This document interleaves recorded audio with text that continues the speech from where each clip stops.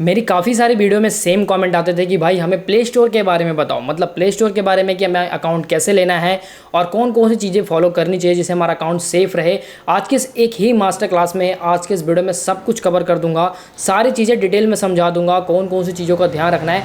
ये वीडियो उन लोगों के लिए बहुत ज़्यादा, मुझे काफ़ी सारे कॉमेंट आते थे कि भाई हमें प्ले स्टोर अकाउंट के बारे में नहीं पता है, उसकी पॉलिसी के बारे में नहीं पता, अकाउंट बाइंग कैसे करते हैं उसके बारे में नहीं पता, तो इसके ऊपर एक डिटेल वीडियो बना दो। आज का ये पूरा का पूरा मास्टर क्लास उसके ही ऊपर होने वाला है। इस वीडियो में मैं आपको कंप्लीटली प्ले स्टोर अकाउंट कैसे बाय करना है, ऑर्गेनाइजेशन अकाउंट और पर्सनल अकाउंट में क्या डिफरेंस है, और अकाउंट बाय करने का क्या प्रोसेस है, कौन कौन सा डॉक्यूमेंट लगता है, प्ले स्टोर की पॉलिसी क्या है, एक नए डेवलपर को किस तरफ जाना चाहिए, कौन से अकाउंट उसके लिए ज़्यादा बेटर होते हैं, ये सारी चीज़ें कवर करने वाला हूँ। तो अगर आप लोग भी एक डेवलपर हो, प्ले कंसोल अकाउंट लेने का सोच रहे हो, या फिर आपके माइंड में भी थॉट आ रहा है कि भाई मुझे एक अकाउंट खरीदना है और उस पर मुझे अपने खुद के ही ऐप लाइव करने हैं, तो ये वीडियो आप लोग के लिए बहुत काम की होने वाली है। वीडियो को लास्ट तक देखना। वीडियो लेंथी लगता है तो 1:5 पे करके देख लेना। आपको स्पीड, अगर आप लोग स्पीड इंक्रीज कर लेते हो तो आपको एक्सपीरियंस भी बेटर मिलेगा और आप लोग वीडियो भी पूरी देख लोगे, आपको पता भी नहीं लगेगा।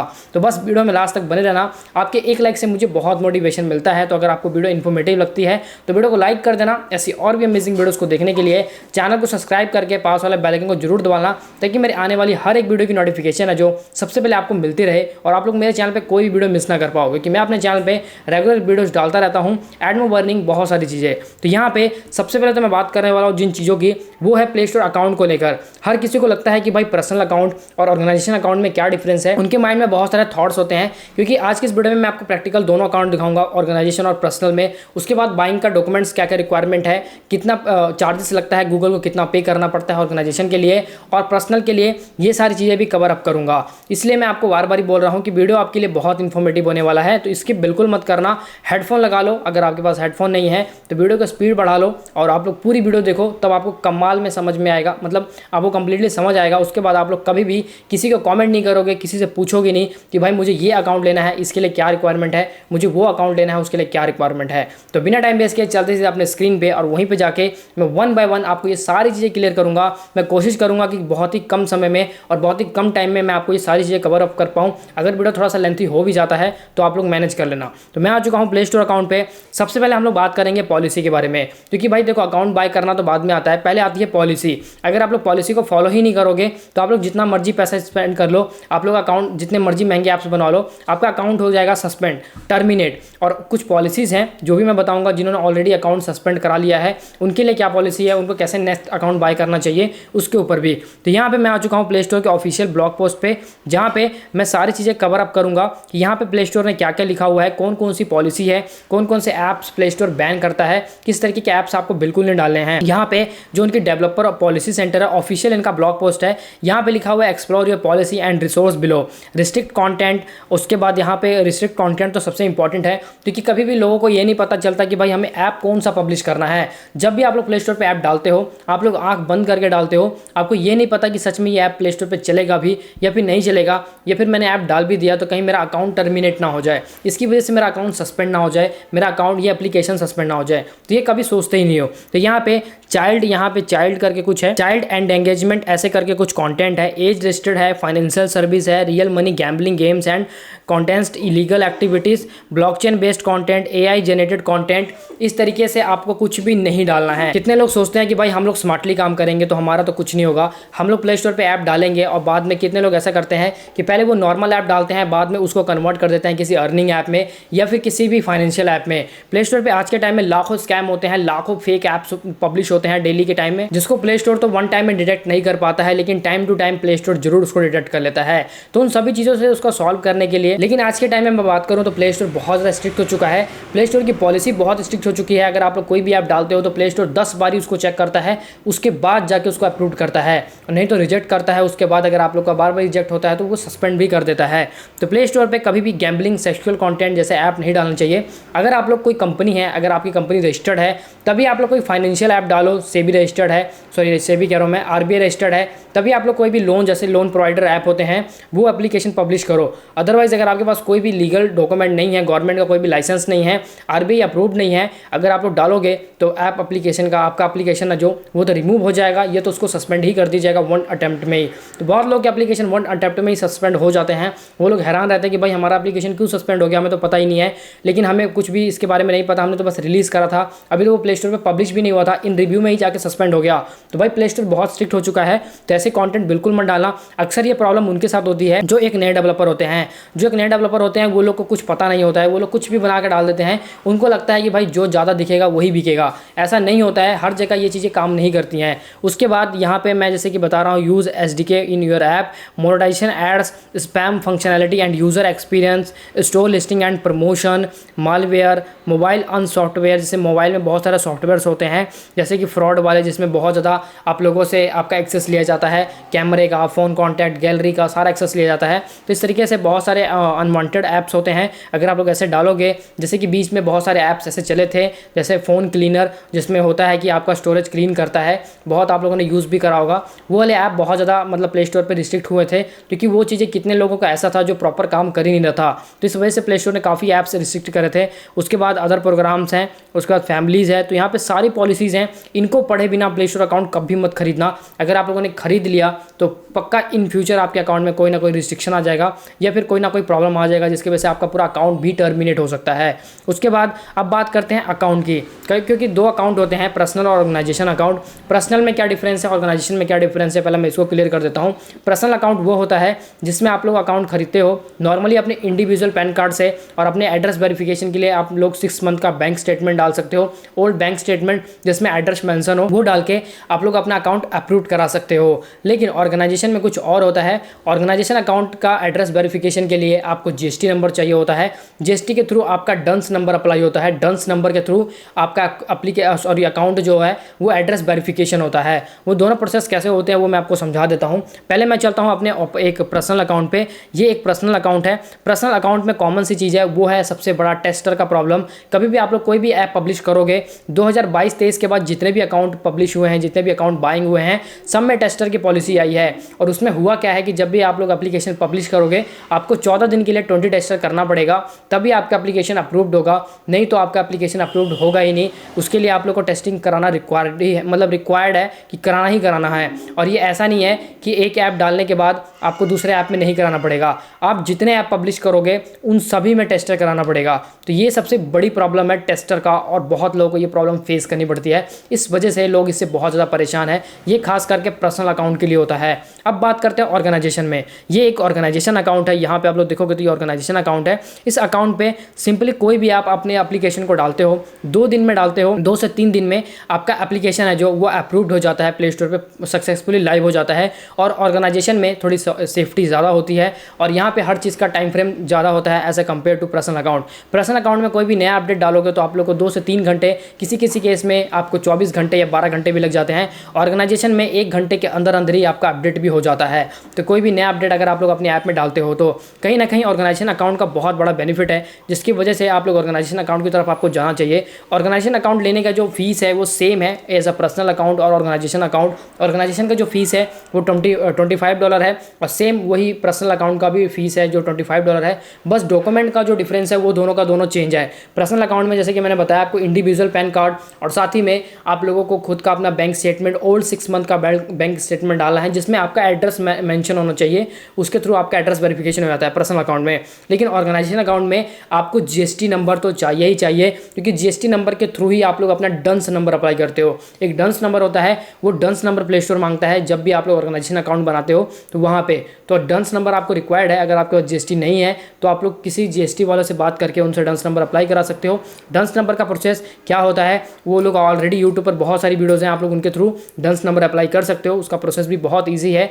जो भी चीज़ें हैं ऐसे अप्लाई करना है, ऑलरेडी यूट्यूब पर लाखों लोगों ने वीडियो डाल रखा है, तो आप लोग उनकी वीडियोस देख के डंस नंबर अप्लाई कर सकते हो अगर आप लोग ऑर्गेनाइजेशन लेने का प्लान कर रहे हो, अगर आपके पास ऑलरेडी GST है। देखो बहुत सारे लोगों को लगता है कि भाई अगर हम लोग हमारा बिजनेस का GST है, हम लोग GST खराब नहीं करना चाहते। देखो भाई GST और प्ले कंसोल का कोई भी लेना देना नहीं है, इससे आपको कोई भी मतलब आपके अकाउंट आपके GST पे कोई भी इफेक्ट नहीं पड़ने वाला है।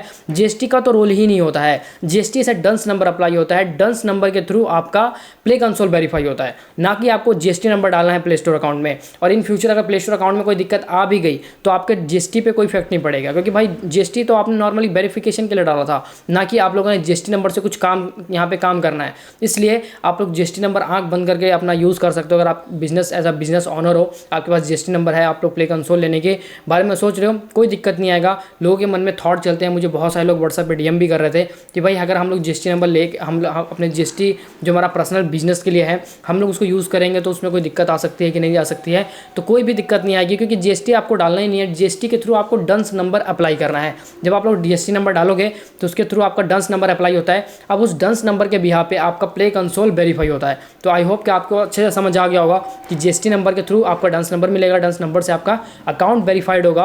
और यहाँ पे पर्सनल ऑर्गेनाइजेशन में कौन कौन से डॉक्यूमेंट रिक्वायर्ड है, कौन कौन सी चीज़ें रिक्वायर्ड हैं, जिसके थ्रू आप लोग ऑर्गेनाइजेशन और पर्सनल अकाउंट दोनों रेडी कर सकते हो। तो बहुत आसान सा प्रोसेस है, बहुत ईजी सा प्रोसेस है। इसमें कोई भी रॉकेट साइंस नहीं है कि भाई मुझे ये चीज़ें करनी है, कैसे करूँ कैसे करूँ।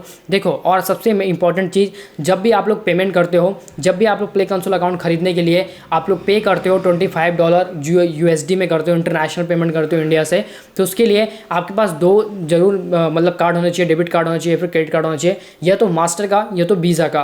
देखो, मास्टर और वीज़ा का कार्ड ही एक्सेप्ट करता है प्ले कंसोल, रुपए का डेबिट कार्ड नहीं एक्सेप्ट करता है। कितने लोग मुझसे पूछ रहे थे कि भाई जियो पेमेंट बैंक चलेगा क्या, या फिर एयरटेल पेमेंट बैंक चलेगा क्या, पेटीएम चलेगा क्या। नहीं, ऐसा कोई भी बैंक नहीं चलेगा जो डिजिटली है। आपको ऐसे बैंक की तरफ जाना पड़ेगा जैसे कि HDFC हो गया, एक्सिस बैंक हो गया, ICICI बैंक हो गया, या फिर कोई भी बैंक हो सकता है जिसमें भी आपको मास्टर वीज़ा कार्ड अप्रूव्ड मिलता है।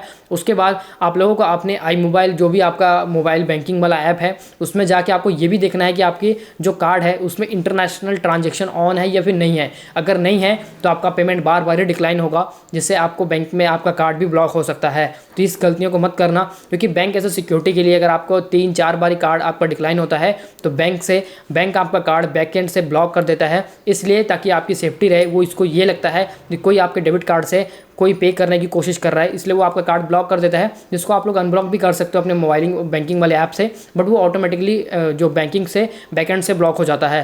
तो ये ध्यान रखना, कभी भी प्ले स्टोर अकाउंट बाय करते समय आपको अपने जो कार्ड है उसकी इंटरनेशनल ट्रांजेक्शन हमेशा चेक करनी है, ऑन है या फिर नहीं ऑन है। क्योंकि कई बार लोगों को प्रॉब्लम आती है, लोग कहते हैं कि भाई मेरा अकाउंट बाय नहीं हो रहा है, मेरा अकाउंट, क्योंकि यहाँ पे कोई भी UPI का ऑप्शन नहीं है। क्योंकि आप लोग जो पेमेंट करोगे वो इंटरनेशनल पेमेंट होती है, इंडिया में नहीं होती है, वो बाहर जाती है पेमेंट।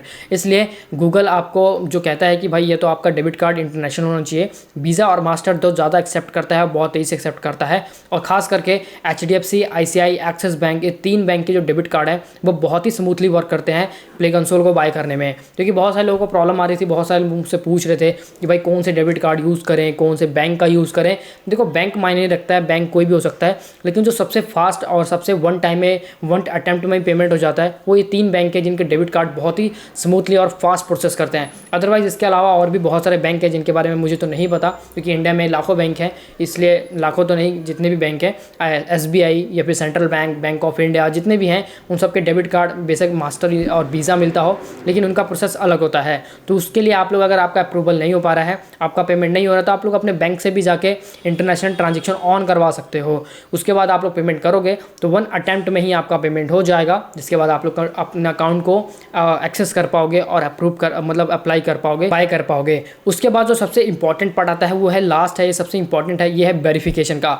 बहुत सारे लोगों के मन में डाउट होता है कि भाई अगर हम लोग एप्लीकेशन अकाउंट बनाते हैं, एग्जांपल के लिए मैं आपको थोड़ा सा यहाँ पे करके दिखाता देता हूँ ताकि आप लोगों को पता लग जाए कि भाई सच में कैसे प्रोसेस काम करता है, कैसे नहीं करता है। अगर मैं प्ले कंसोल पे आता हूँ तो यहाँ पे जब भी मैं अकाउंट बाय करता हूँ तो मैं यहाँ पे ऑर्गेनाइजेशन, बिजनेस, नॉन प्रॉफिट, और यहाँ पे नॉन प्रॉफिट में मैं क्लिक करता हूँ। उसके बाद यहाँ पे यूअर सेल्फ ऑर्गेनाइजेशन है, अगर ऑर्गेनाइजेशन बाय करना है तो यहाँ पे क्लिक करना है। आपके लिए बिजनेस है या फिर ऑर्गेनाइजेशन है, गवर्नमेंट है, एजुकेशन है, इंस्टीट्यूट है, तो यहाँ पे यूअर सेल्फ पे जैसे आप लोग क्लिक करोगे ये आपसे पूछेगा कंटिन्यू करने के लिए। अब यहाँ पे ये आपसे लीगल नेम पूछेगा, तो यहाँ पे जो find as a developer name, लोगों को लगता है कि भाई जो डेवलपर नेम डालेंगे उसी का वेरिफिकेशन के लिए हमें डॉक्यूमेंट डालना पड़ेगा। नहीं, डेवलपर नेम एक अलग होता है, एक लीगल नेम अलग होता है। मैं आपको लास्ट तक प्रोसेस करके दिखाता हूँ, मैं बाय नहीं करूँगा। यहाँ पे एग्जाम्पल के लिए मैंने टाइप कर दिया XYSDK, नॉर्मली मैंने SDK लिख दिया, आप अपने हिसाब से वही रखना जो आपको चाहिए। एग्जाम्पल मैं अगर यहाँ पे अरुण रखता हूँ तो यहाँ पे जैसे ही मैं नेक्स्ट करूँगा, अगर ये एक्सेप्टेबल होगा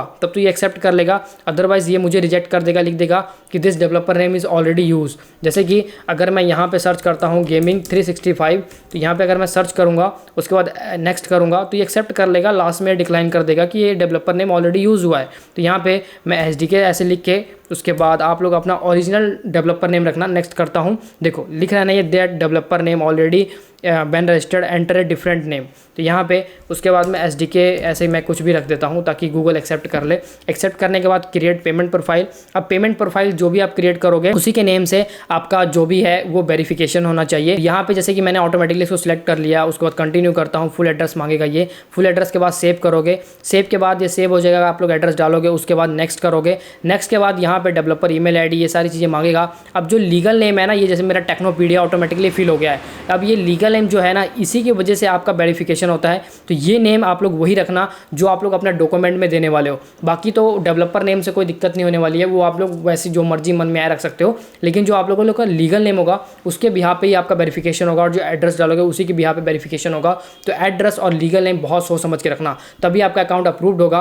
नहीं तो आपको बहुत सारी चैलेंजेस आएंगे, बहुत सारी दिक्कत आएगी। और किसी किसी केस में तो अकाउंट बाय करने के बाद अगर आप लोग मिसलीड करते हो, गलत डॉक्यूमेंट डाल देते हो, नेम कुछ और है, डॉक्यूमेंट में कुछ और है, तो गूगल आपके अकाउंट को भी टर्मिनेट कर देता है, उसी समय टर्मिनेट कर देगा। तो इसलिए आप लोग इस बात का खास ध्यान रखना। आई होप गाइस अगर आप लोगों ने यहाँ तक वीडियो को देखा है तो कंप्लीटली आपको समझ आ गया होगा इस एक ही वीडियो में प्ले स्टोर के बारे में। अगर आप लोग बाय करने की कोशिश कर रहे हो या फिर अगर आप लोग बाय करने की प्लानिंग कर रहे हो तो उसमें आपकी बहुत हेल्प होने वाली इस वीडियो को देखने के बाद। वीडियो कैसा लगा कमेंट में जरूर बताना। वीडियो इन्फॉर्मेटिव लगा तो वीडियो को लाइक कर देना। कोई भी क्वेरी है, क्वेश्चन है तो आप लोग डायरेक्ट मुझे व्हाट्सअप पे कॉन्टैक्ट कर सकते हो। डिस्क्रिप्शन में कोई भी ट्रेंडिंग ऐप्स पे काम करना है, SEO करवाना है, मार्केटिंग कराना है, ग्रोथ करानी है, कंसल्टिंग करानी है, जो भी चीज़ें करानी है आप लोग हमारी टीम से डिस्कस कर सकते हो। डिस्क्रिप्शन में आपको लिंक मिल जाएगा, साथ ही में हमारे व्हाट्सएप ग्रुप का लिंक मिल जाएगा, उसको ज्वाइन करना बिल्कुल मत भूलना। वहाँ पे मैं बहुत सारे अपडेट्स डालता रहता हूँ, बहुत सारी नई चीज़ें अपडेट करता रहता हूँ। तो गाइस आज के वीडियो में बस इतने, मिलते हैं नेक्स्ट वीडियो में, तब तक के लिए bye bye and take care.